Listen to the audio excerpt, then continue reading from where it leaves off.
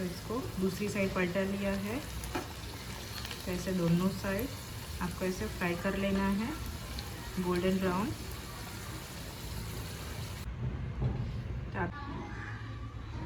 तो गाइस आज हम बनाने जा रहे हैं रांदेर का फेमस, रांदेर की रमज़ान बाज़ार का फेमस चिकन और अंडे वाला पराठा।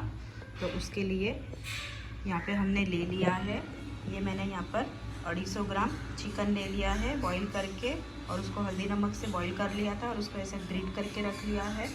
दूसरा मैंने यहाँ पर 2 एग्स ले लिए हैं, ये मरी का पाउडर है, नमक, कोतमीर, ये अभी ठंडी की सीज़न है उसके लिए हरा लहसुन ले लिया है। ये ऑप्शनल है, चीज़ आपको इसमें ऐड करना हो नहीं करना हो टोटली ऑप्शनल है, पर हम लोग को थोड़ा चीज़ अच्छा लगता है उसके लिए मैंने यहाँ पर अमूल का चीज़ यूज़ किया है। ये हरी मिर्ची की पेस्ट है 1 चम्मच, और ये आधी चम्मच अदरक लहसुन की पेस्ट भी ले ली है मैंने यहाँ पर।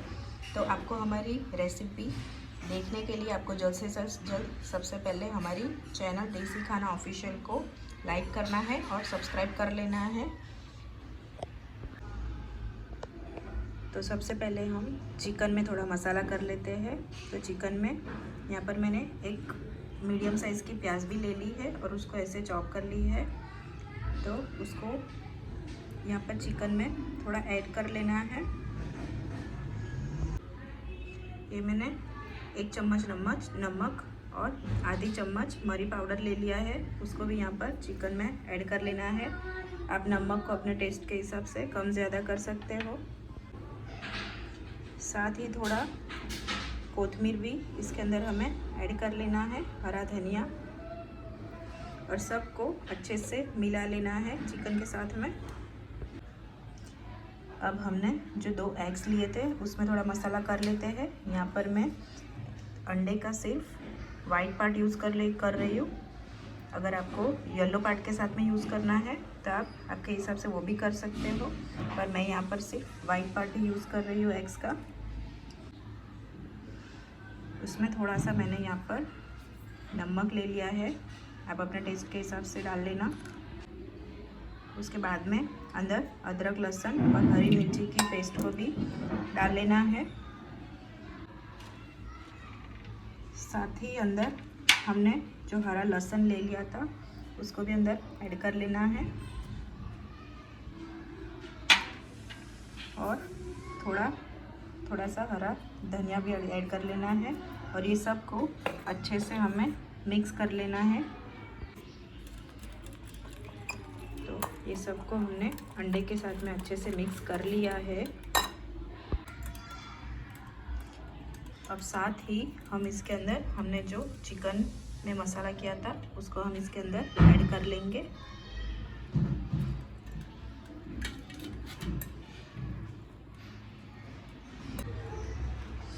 तो यहाँ पे हम गेहूं के आटे में ही बना रहे हैं, मैदे के आटे में नहीं बना रहे। बाज़ार में जो मिलता है वो मैदे का आटा होता है, यहाँ पे हम गेहूं के आटे में ही बना रहे हैं। तो मैदा बॉडी को नुकसान करता है, उसके लिए यहाँ पर गेहूं का आटा ही ले लेना है। तो यहाँ पे ऐसे छोटी सी लोई ले लेनी है। तो सबसे पहले हमें ऐसी पतली सी रोटी बेल लेनी है। अब उसके अंदर हमने जो स्टफिंग रेडी किया था चिकन और अंडे वाला उसको यहाँ पे ले लेना है।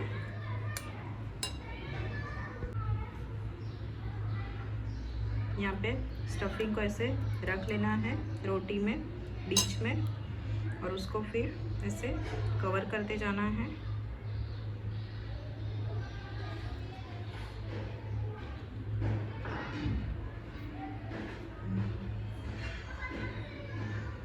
आप देख सकते हैं ऐसा स्क्वायर बना लेना है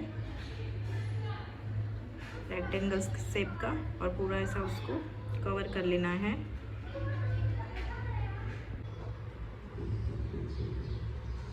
अब मैंने एक पैन ले लिया था, उसके अंदर उसको ग्रीस करके गरम करने रख दिया था। आप देख सकते हो अच्छे से वो गरम हो चुका है।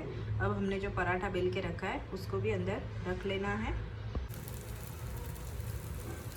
उसको मीडियम फ्लेम पे ही होने देना है ताकि वो नीचे से जल नहीं जाए।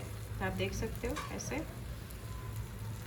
उसके दूसरे साइड भी हमें ऊपर ऐसा ऑयल ग्रीस कर लेना है।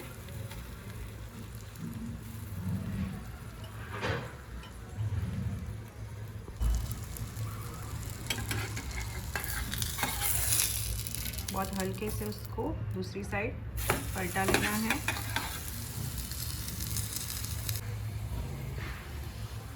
यहाँ पे मैंने बिल्कुल शैलो ऑयल में फ्राई किया है।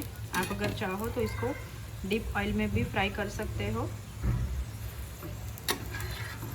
तो ऐसे गोल्डन ब्राउन दोनों साइड से फ्राई कर लेना है। आप चाहो तो इसको थोड़ा कम फ्राई कर सकते हो। तो यहाँ पे आप देख सकते हो हमारे अंडे वाले चिकन पराठे रेडी हो चुके हैं। अब हम इसको सर्व कर लेते हैं। तो आप ऐसे यहाँ पर पराठे को डीप फ्राई भी करना चाहो तो कर सकते हो। मैं यहाँ पर आपको डीप फ्राई भी करके दिखा देती हूँ। तो इसको दूसरी साइड पलटा लिया है। तो ऐसे दोनों साइड आपको ऐसे फ्राई कर लेना है गोल्डन ब्राउन। तो आप देख सकते हो यहाँ पर हमारा पराठा फ्राई हो चुका है। अब मैं इसको निकाल लेती हूँ। तो आप देख सकते हैं यहाँ पे हमने इसको डीप फ्राई किया था। ये हमारी स्टफिंग, तो मैंने इसको ऐसे पीस कर लिया है। और अब मैं इसके ऊपर भी चीज़ ग्रेट कर लूँगी। अगर आपको नहीं करना है वो ऑप्शनल है टोटली। तो आप देख सकते हो मैंने यहाँ पर पराठे को चीज़ से गार्निश कर लिया है और उसको ऐसे छोटे पीसेस में कट्स कर लिया है, जिससे वो खाने में आसानी रहेगी। और उसको आप केचप के साथ में या शेजवान चटनी के साथ में भी खा सकते हो, या ग्रीन चटनी भी बना के आप खा सकते हो। और उसके साथ में प्याज नींबू भी अच्छा लगेगा। तो आप ऐसे उसको खा सकते हो। तो आपको हमारी रेसिपी कैसी लगी उसको आप जल्द से जल्द कमेंट करके बताओ। और हमारी चैनल देसी खाना ऑफिशियल को जल्द से जल्द लाइक करो और सब्सक्राइब करो।